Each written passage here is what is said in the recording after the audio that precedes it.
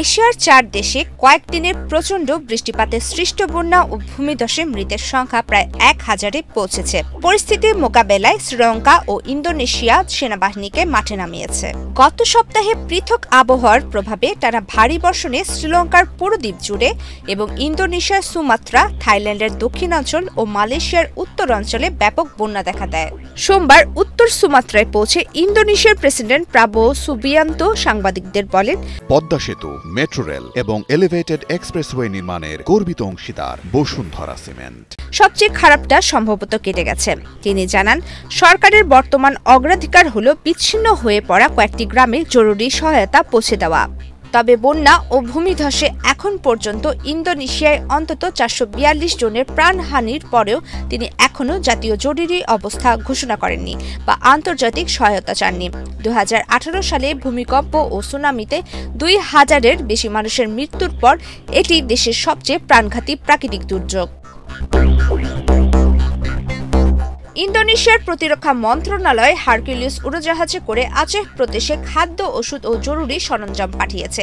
৩টি যুদ্ধজাহাজ ও ২টি মেডিকেল জাহাজও পাঠানো হয়েছে দুর্গত এলাকায়, যেখানে অনেক সড়ক এখনও অচল। শ্রীলঙ্কায় পরিস্থিতি আরও ভয়াবহ রূপ নিয়েছে। ঘূর্ণিঝড় ডিটওয়ার প্রভাবে সৃষ্ট বন্যা ও ভূমিধসে এখন পর্যন্ত অন্তত ৩৪০ জনের মৃত্যুর খবর দিয়েছে কর্তৃপক্ষ। বহু মানুষ এখনও নিখোঁজ।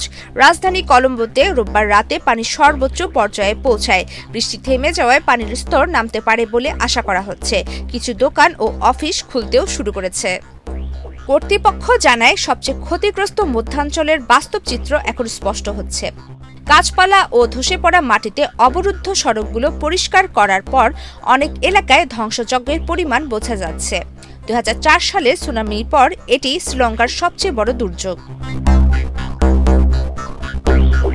রোববার সন্ধ্যায় কলম্বোর উত্তরে একটি সামরিক হেলিকপ্টার উদ্ধার অভিযানে গিয়ে বিধ্বস্ত হয়।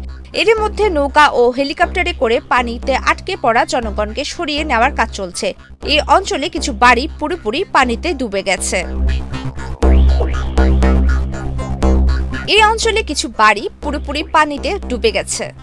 এশিয়ার বর্ষাকালে ভারী বৃষ্টি, পাহাড় ধস ও আকস্মিক বন্যা সাধারণ ঘটনা।